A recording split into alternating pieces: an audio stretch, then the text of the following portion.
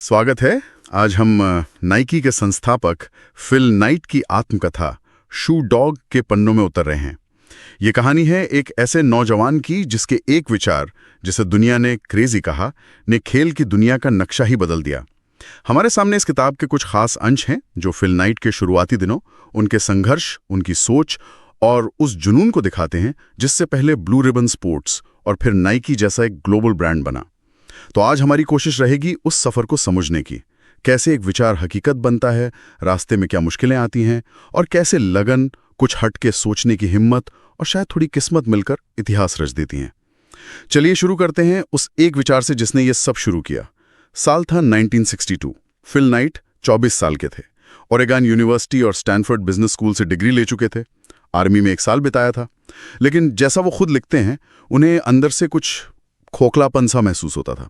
एक बेचैनी थी, दुनिया में अपनी पहचान बनाने की इच्छा, जीतने की जिद, या शायद कहें हारने का डर। हाँ, ये एहसास बहुत आम है, खासकर युवाओं में। मतलब काबिलियत तो होती है पर दिशा नहीं मिलती। नाइट के लिए ये तलाश उन्हें खेलों की तरफ ले गई। वो खुद एक ठीक-ठाक धावक थे, महान नहीं, पर वो उस एहसास को जीना चाहते थे जो एक एथलीट महसूस करता है। मुकाबले का रोमांस, फिनिश लाइन का जुनून। वो चाहते थे कि उनका काम ही उनका खेल बन जाए। हाँ, वो लिखते हैं कि असली खुशी शायद उसी पल में है जब गेंद हवा में हो या धावक फिनिश लाइन के पास हो और सारी भीड़ एक साथ खड़ी हो जाए। वो उस जोशीली स्पष्टता, उस तीव्र साफ एहसास को अपनी रोजमर्रा की जिंदगी बनाना चाहते थे। लेकिन सवाल यह था कि कैसे। और यहीं से उनका वो क्रेजी आइडिया आया जो स्टैनफोर्ड में उनके एक बिजनेस पेपर का विषय भी था। क्यों न जापान से सस्ते, अच्छी क्वालिटी वाले रनिंग शूज अमेरिका में आयात किए जाएं। क्लास के साथियों को ये बिल्कुल साधारण लगा, पर प्रोफेसर ने इसे ए ग्रेड दिया और ये विचार नाइट के दिमाग में अटक गया। दिलचस्प बात यह है कि वो मानते थे कि इतिहास ऐसे ही विचारों से बना है जिन्हें शुरू में पागलपन समझा गया। किताबें, खेल, लोकतंत्र, यहाँ तक कि मुफ्त व्यापार भी, सब कभी न कभी क्रेजी आइडियाज ही थे। बिल्कुल, और यही पहला बड़ा सबक है। अक्सर बड़े बदलाव ऐसे ही गैर पारंपरिक विचारों से आते हैं। जरूरी ये है कि जब लोग संदेह करें तब भी आप उस विचार पर टिके रहें। जैसा नाइट ने खुद से कहा, बस चलते रहो, रुको मत। ये एक धावक की मानसिकता है। रुकना उनके लिए हार मानने जैसा था, शायद मौत जैसा। अब इस विचार को हकीकत बनाने का पहला कदम था जापान जाना, और इसके लिए जरूरत थी पिता की इजाजत और पैसों की। उनके पिता बिल नाइट एक इज्जतदार वकील बनना चाहते थे। वो रिस्पेक्टेबिलिटी को बहुत मानते थे। उन्हें फिल का ये आइडिया बिल्कुल हवाई लगा। उन्होंने ऐसे जैकैसिंग राउंड कहा, यानी वक्त बर्बाद करना। हाँ, यहाँ एक पीढ़ी का अंतर साफ दिखता है। पिता एक स्थापित रास्ते पर चलकर इज्जत कमाना चाहते थे, जबकि बेटा एक अनिश्चित, अपरिभाषित रास्ते पर निकलना चाहता था। ये सिर्फ संदेह नहीं था, बल्कि एक तरह का डर भी था, कुछ नया करने का, विफल होने का डर, जो अक्सर पुरानी पीढ़ी महसूस करती है। लेकिन फिल नाइट ने हार नहीं मानी। उन्होंने इसे अपनी पढ़ाई का फिनिशिंग टच बताया, दुनिया देखने और अनुभव हासिल करने का तरीका। और उनके पिता मान गए, पैसे भी दिए। फिल ने अपने स्टैनफोर्ड के दोस्त काटे के साथ दुनिया घूमने का प्लान बनाया। पहला पड़ाव हवाई में वो कुछ समय के लिए रुक गए। वहां उन्होंने एनसाइक्लोपीडिया बेचने की कोशिश की और बुरी तरह फेल हुए, अपनी शर्मीली तबीयत और ना सुनने के डर की वजह से। वो लिखते हैं कि उन्हें हाई स्कूल बेसबॉल टीम से निकाले जाने की याद आ गई। वो पहली बार था जब उन्हें लगा था कि दुनिया हमेशा आपको स्वीकार नहीं करेगी। लेकिन फिर उन्हें म्यूचुअल फंड बेचने का काम मिला और उसमें वो कामयाब रहे। क्यों? क्योंकि वो आंकड़ों को समझते थे और ईमानदारी से बात करते थे। ये शुरुआती अनुभव बहुत महत्वपूर्ण थे। एनसाइक्लोपीडिया बेचने की विफलता ने उन्हें अपनी कमजोरियों, शर्मीलापन, अस्वीकृति का डर, इनका एहसास कराया। म्यूचुअल फंड की सफलता ने सिखाया कि ईमानदारी और विषय की समझ बिक्री में मदद कर सकती है। ये असल में असफलता से सीखना, या जिसे बाद में तेजी से असफल होना, फेल फास्ट कहा गया, उसका एक शुरुआती उदाहरण था। अच्छा, तो हवाई के अनुभवों ने नाइट को बिक्री और अपनी सीमाओं के बारे में तो सिखाया, लेकिन असली परीक्षा तो जापान में इंतजार कर रही थी, जहां उन्हें अपने क्रेजी आइडिया को पहली बार परखना था। वे अकेले जापान पहुंचे। दूसरे विश्व युद्ध की यादें ताजा थीं, माहौल थोड़ा तनावपूर्ण था। हाँ, और उन्हें अमेरिकी पूर्व सैनिकों से एक अहम सलाह मिली, जापानी बिजनेस कल्चर में सीधे या आक्रामक होने के बजाय विनम्र और अप्रत्यक्ष रहना ज्यादा कारगर होता है। ये अंतर्राष्ट्रीय व्यापार में सांस्कृतिक समझ मतलब कल्चरल इंटेलिजेंस उसकी अहमियत बताता है। हर संस्कृति में बातचीत और फैसले लेने के तरीके अलग होते हैं, ये सीखना जरूरी था। कोबे शहर में ओनित्सुका कंपनी के दफ्तर में उनकी मीटिंग हुई। वो अपना हरा ब्रुक्स ब्रदर्स सूट पहनकर गए थे, अंदर से घबराए हुए थे। फिर भी उन्होंने अमेरिकी बाजार की संभावनाओं के बारे में बताया। जब उनसे पूछा गया कि उनकी कंपनी का नाम क्या है, तो उन्होंने वहीं बैठे बैठे नाम सोच लिया, ब्लू रिबन स्पोर्ट्स। ये नाम उनके हाई स्कूल ट्रैक में जीते नीले रिबन से प्रेरित था। ये कमाल का उदाहरण है कि कैसे उद्यमिता में तैयारी मतलब उन्होंने अपनी पिच सोची थी और मौके पर तुरंत फैसले लेने की क्षमता, जैसे कंपनी का नाम गढ़ना, दोनों चाहिए होती हैं। ओनित्सुका से अधिकारियों ने उन्हें सम्मान दिया, जिसे जापानी में केई कहते हैं, और उन्हें टाइगर शूज बेचने के अमेरिकी अधिकार देने पर सहमत हो गए। ये भी उनकी विनम्रता और पिच की वजह से संभव हुआ। नाइट ने फौरन $50 का सैंपल ऑर्डर दिया, जिसके पैसे उनके पिता ने भेजे। 1964 में जूते अमेरिका पहुंचे। उन्होंने 2 जोड़ी जूते अपने पुराने कोच बिल बोवरमैन को भेजे। बोवरमैन ऑरेगन यूनिवर्सिटी में उनके कोच थे और जूतों को लेकर उनका जुनून गजब का था। बिल्कुल, बोवरमैन का किरदार इस कहानी में बेहद अहम है। वो एक शानदार कोच थे, कम बोलते थे, लेकिन जूतों की डिजाइन और उन्हें हल्का बनाने को लेके दीवाने थे। वो जूतों को फाड़ डालते थे, उनमें बदलाव करते थे, एथलीट्स पर टेस्ट करते थे। उनका व्यक्तित्व नाइट के पिता से बिल्कुल उलट था। उन्हें समाज की इज्जत की परवाह नहीं थी, उनमें एक प्रयोग करने वाली, आगे बढ़ने वाली भावना थी। वही नाइकी की तकनीकी इनोवेशन की नींव बने। बोवरमैन जूतों से इतने प्रभावित हुए कि उन्होंने नाइट को पार्टनरशिप का ऑफर दिया। डील थी 51% नाइट, 49% बोवरमैन। लेकिन शर्त यह कि बोवरमैन जूतों के डिजाइन पर काम करेंगे। ये डील बोवरमैन के वकील दोस्त जैक्वा के घर पर हुई, जहां जैक्वा की बित्ती ने उन्हें हॉट चॉकलेट पिलाई। छोटी छोटी डिटेल्स कहानी को कितना जीवंत बना देती हैं। सही बात है, ये साझेदारी ब्लू रिबन की कामयाबी के लिए जरूरी थी। नाइट का बिजनेस आइडिया और बोवरमैन की तकनीकी महारत का संगम। लेकिन पैसों की तंगी और पिता का संदेह अब भी बना हुआ था। $1000 का अगला ऑर्डर देने के लिए नाइट को फिर पिता से पैसे मांगने पड़े, और पिता ने फिर वही सवाल पूछा, आखिर कब तक तुम इन जूतों के साथ ये जैकेसिंग अराउंड करते रहोगे? ये दिखाता है कि शुरुआती दौर में सबसे करीबी लोगों का भरोसा जीतना भी कितना मुश्किल हो सकता है। नाइट ने हार नहीं मानी। उन्होंने अपनी हरी प्लायमाउथ वैलिएंट कार की डिक्की से ट्रैक मीट्स में जूते बेचना शुरू किया। धावकों ने उन्हें हाथों हाथ लिया। जल्दी बिक्री बढ़ी और उन्होंने जेफ जॉनसन को काम पर रखा, जो स्टैनफोर्ड के ही एक और धावक थे। जॉनसन भी एक दिलचस्प किरदार थे, अंतर्मुखी लेकिन लिखने के शौकीन। जॉनसन लगातार लंबे खत लिखते थे, दर्जनों सवाल पूछते थे, जिनका नाइट अक्सर जवाब नहीं दे पाते थे। नाइट लिखते हैं कि जॉनसन की जरूरतें उन्हें कभी कभी परेशान करती थीं, लेकिन उनका जुनून और धावकों से जुड़ने का तरीका वो ब्लू रिबन के लिए अनमोल साबित हुआ। वो पहले फुल टाइम कर्मचारी बने और कंपनी की आत्मा का हिस्सा बन गए। जॉनसन जैसे अलग तरह के लोग ही शायद नाइट के शांत स्वभाव के पूरक बने। लेकिन जल्द ही एक बड़ा संकट आ खड़ा हुआ। ईस्ट कोस्ट के एक रेसलिंग कोच ने दावा किया कि अमेरिका में ओनित्सुका के असली वितरक वो हैं और नाइट गैर कानूनी तरीके से जूते बेच रहे हैं।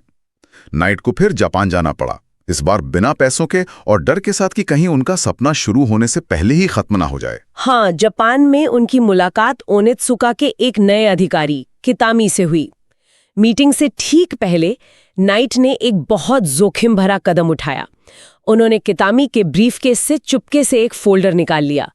उस फोल्डर से पता चला कि ओनित्सुका सच में उन्हें हटाने और उस रेसलिंग कोच को वितरक बनाने की योजना बना रहा था। बाप रे, ये बिजनेस की दुनिया का एक कड़वा सच दिखाता है। ये बिना गोलियों की लड़ाई हो सकती है। फोल्डर चुराना नैतिक रूप से सवाल खड़े करता है, पर यह उस वक्त नाइट की हताशा और दांव पर लगी उनकी पूरी जिंदगी की जमा पूंजी को भी दिखाता है। उन्होंने इसे आत्मरक्षा का कदम माना। बिल्कुल, कितामी का सामना करने पर नाइट ने चतुराई से बातचीत की और किसी तरह राष्ट्रीय वितरण अधिकार हासिल कर लिए। लेकिन ये जीत महंगी पड़ी। बड़े ऑर्डर का मतलब था बड़े लोन, और बैंक यानी फर्स्ट नेशनल उसके साथ लगातार खींचतान। बैंकर मिस्टर वॉलेस हमेशा उनके तेजी से बढ़ते बिजनेस पर शक करते थे। उन्हें लगता था कि ये कभी भी डूब सकता है। पैसों की तंगी इतनी थी कि नाइट को एक सेफ्टी नेट के तौर पर प्राइस वाटर हाउस में अकाउंटेंट की नौकरी करनी पड़ी। उन्हें ये काम पसंद नहीं था, लेकिन गुजारे के लिए जरूरी था। यहीं उनकी मुलाकात डेल्बर्ट हेज से हुई, एक बेहद काबिल लेकिन खर्चीले और पीने वाले अकाउंटेंट। हेज एक तरह के अनौपचारिक गुरु साबित हुए। उन्होंने नाइट को कहानियों और शायद थोड़ी शराब के जरिए बिजनेस के असल सबक सिखाए, कैसे कंपनियों के बही खाते असलियत छिपाते हैं और नकदी प्रवाह कैश फ्लो ही सब कुछ है। ये एक क्लासिक प्रॉब्लम है। बिजनेस बढ़ रहा है पर हाथ में पैसा नहीं है। नाइट का बढ़ो या मरो, ग्रो और डाई का फिलॉसफा उन्हें लगातार जोखिम लेने पर मजबूर करता रहा। इसी दौरान बोवरमैन का डिजाइन किया हुआ कॉटेज मॉडल जबरदस्त हिट हुआ। ये शायद पहला आधुनिक रनिंग शू था, लेकिन मांग इतनी बढ़ गई कि उसे पूरा करना मुश्किल हो गया। ओनित्सुका जानबूझकर डिलीवरी में देरी करने लगा, गलत साइज भेजने लगा। जॉनसन लगातार शिकायतें भेज रहे थे। यहां फिर वही पैटर्न दिखता है। प्रोडक्ट इनोवेशन कॉटेज मांग तो बढ़ाता है, पर अगर आपका सप्लाई चेन कमजोर है या आपका सप्लायर भरोसेमंद नहीं है तो ये बड़ी मुसीबत बन जाता है। ओनित्सुका अब खुद अमेरिकी बाजार में घुसना चाहता था, इसलिए वो ब्लू रिबन को परेशान कर रहा था। हालात इतने बिगड़े कि फर्स्ट नेशनल बैंक ने आखिरकार उनका अकाउंट बंद कर दिया। ब्लू रिबन दिवालिया होने की कगार पर था। नाइट पूरी तरह टूट चुके थे। उन्हें लगा सब खत्म हो गया है। और तभी उनके सबसे भरोसेमंद कर्मचारियों में से एक जेफ फुडल, जो एक दुर्घटना के बाद व्हीलचेयर पर थे, उनके माता पिता ने अपनी जिंदगी भर की बचत $8,000 उन्हें उधार दे दी, बिना किसी ब्याज, बिना किसी कागजात के। ये कहानी का एक बेहद भावुक और महत्वपूर्ण मोड़ है। ये दिखाता है कि मुश्किल वक्त में असली ताकत इंसानी रिश्तों से मिलती है। वुडेल परिवार का भरोसा ओनित्सुका के धोखे के ठीक विपरीत था। ये उस लचीलेपन, रेजिलियंस का शिखर था जिसकी बात हम कर रहे हैं। जब सब रास्ते बंद लगे तब भी कोई ना कोई उम्मीद की किरण दिख जाती है, अक्सर अनपेक्षित जगहों से। सही कहा। ओनित्सुका के धोखे ने नाइट को आखिरकार अपना खुद का ब्रांड शुरू करने पर मजबूर कर दिया। उन्होंने जापान की एक बड़ी ट्रेडिंग कंपनी निश्शो आईवाई के साथ साझेदारी की। निश्शो ने न सिर्फ उन्हें फाइनेंस किया, बल्कि नए कारखाने ढूंढने में भी मदद की। अब उन्हें एक नाम और एक लोगो चाहिए था। और यहीं से नाइकी का जन्म हुआ। नाम आया जेफ जॉनसन के एक सपने से। नाइकी, जीत की ग्रीक देवी। और लोगो? हाँ, लोगों का क्या हुआ? पोर्टलैंड स्टेट यूनिवर्सिटी की एक ग्राफिक डिजाइन छात्रा कैरोलिन डेविडसन, जिसे नाइट अकाउंटिंग पढ़ाते समय जानते थे और पार्ट टाइम काम पर रखा था, उसने उसे डिजाइन किया। और उसे इस काम के लिए कितने पैसे मिले? सिर्फ $35। वो मशहूर स्वूश लोगो। सिर्फ $35? अरे वाह! आज वो लोगो अरबों डॉलर का है। ये वाकई कमाल है कि कैसे दुनिया के सबसे मशहूर ब्रांड्स में से एक का नाम और लोगो लगभग संयोग से, कम बजट में और जल्दी में तय हुए। हाँ, ये किस्मत और सही समय का खेल भी दिखाता है। अब जरा नाइट के निजी जीवन पर भी नजर डालते हैं, क्योंकि बिजनेस और निजी जिंदगी अक्सर साथ साथ चलते हैं। पोर्टलैंड स्टेट यूनिवर्सिटी में अकाउंटिंग पढ़ाते हुए ही नाइट की मुलाकात अपनी छात्रा पेनेलोप पेनी पार्क से हुई थी। पेनी क्लास की सबसे तेज छात्राओं में से थी, दिखने में आकर्षक और शांत स्वभाव की। नाइट ने उन्हें ब्लू रिबन में पार्ट टाइम बुक कीपिंग का काम ऑफर किया। धीरे धीरे दोनों में एक शर्मीला रोमांस शुरू हुआ। नाइट लिखते हैं कि वो दोनों इतने शर्मीले थे कि उनका रिश्ता इशारों और खामोशियों में ज्यादा पनपा। जापान की उस महत्वपूर्ण यात्रा से ठीक पहले नाइट ने पेनी को शादी के लिए प्रपोज किया और पेनी ने हाँ कह दी। यहाँ भी साझेदारी का थीम लिखता है। जैसे बोवरमैन बिजनेस में तकनीकी साथी बने, वैसे ही पेनी जीवन में एक मजबूत साथी साबित हुई। गर्भावस्था के दौरान भी उन्होंने घर से मेल ऑर्डर का काम संभाला, कम बजट में घर चलाया। नाइट बताते हैं कि पेनी और वुडेल जैसे शुरुआती कर्मचारी कई बार अपनी तनख्वाह के चेक भी कैश नहीं कराते थे, ताकि कंपनी के पास पैसा बचा रहे। ये समर्पण दिखाता है बिल्कुल। उनके 2 बेटे हुए, मैथ्यू और ट्रेविस। एक डूबती उभरती कंपनी चलाने के साथ साथ पिता बनने की जिम्मेदारियों में संतुलन बनाना नाइट के लिए एक बड़ी चुनौती थी। वो मानते हैं कि उनका पिता बनने का तरीका भी उनके मैनेजमेंट स्टाइल जैसा ही था, न ज्यादा दखल देना, न पूरी तरह अलग रहना। ये उद्यमी जीवन का मानवीय पक्ष है। त्याग, संतुलन बनाने का संघर्ष और परिवार पर उसका असर। दुख की बात है कि बाद में उनके बेटे मैथ्यू की एक डाइविंग दुर्घटना में मृत्यु हो गई, जिसका नाइक पर गहरा असर पड़ा, जिसे वो किताब में बहुत संवेदनशीलता से लिखते हैं। हाँ, अब नाइकी की शुरुआती कंपनी संस्कृति पर आते हैं। वो भी काफी अनोखी थी, खासकर उनकी बट फेस मीटिंग्स। ये नाम सुनने में अजीब है, पर ये उनकी कार्यशैली का अहम हिस्सा थी। हाँ, ये मीटिंग्स बेहद तीव्र और कह सकते हैं क्रूरता की हद तक ईमानदार बहस के लिए जानी जाती थीं। नाइट बताते हैं कि इनमें विचारों पर बेरहमी से हमला होता था, किसी की व्यक्तिगत भावनाओं की परवाह किए बिना। सुनने में ये बहुत कठोर लगता है, लेकिन इसके पीछे का मकसद था बेहतरीन आइडिया को सामने लाना और समस्याओं का हल निकालना। ये संस्कृति सीधी बात करने, आलोचना झेलने की क्षमता, मतलब लचीलापन, साझा संघर्ष और सिर्फ जीतने पर ध्यान केंद्रित करने को महत्व देती थी।